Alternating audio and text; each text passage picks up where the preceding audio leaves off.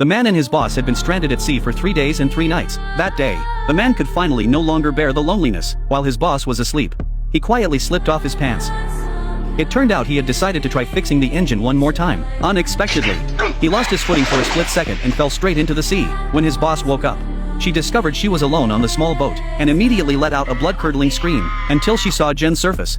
Ray instantly regained the elegance befitting a wealthy woman, and began incessantly nagging Jen to fix the boat quickly. Fortunately, after some effort, the man finally repaired the engine, but they were faced with a problem. They had no idea where to go. The boat had been drifting with the ocean currents for several days, and now they had absolutely no idea where they were. Half an hour later, the boat ran out of gas. They were stranded at sea once again. Just as the man was on the verge of breaking down, he miraculously caught a small fish from the sea, but he couldn't bear to keep this delicacy all to himself.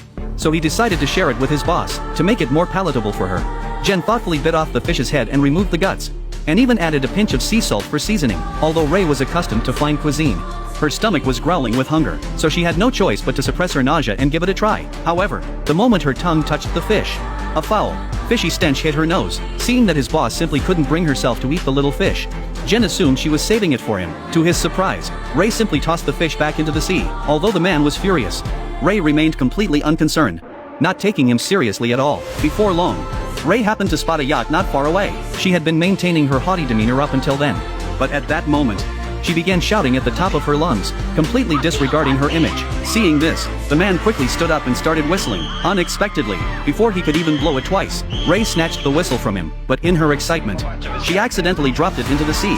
Jen was so furious he wanted to punch her, but being a coward, he dared only to think about it. As the yacht sailed farther and farther away, Ray realized rescue was now impossible. She immediately shed her haughty demeanor, and collapsed to one side, weeping uncontrollably. The next day came in the blink of an eye. Ray suddenly spotted a small island in the distance. She quickly woke Jen from his sleep. The two hurriedly rowed toward the island. Before long, they successfully reached shore. Jen was the first to climb to the highest point on the island. However, he saw no signs of human habitation, but Ray didn't believe him. She told Jen to climb up again and take a closer look. Hearing this, Jen was unwilling to do it again, because he simply had no strength left. Seeing that Jen wasn't following her orders, Ray was extremely annoyed, so she loudly berated Jen, declaring that she definitely wouldn't pay him once they got back, and hurled a string of harsh, vulgar insults at him. This completely enraged Jen, so he tossed her luggage aside, and went on strike. He declared that, from that moment on, they were no longer in an employer-employee relationship. At this point, Ray still hadn't grasped the gravity of her situation. With no survival skills on this deserted island,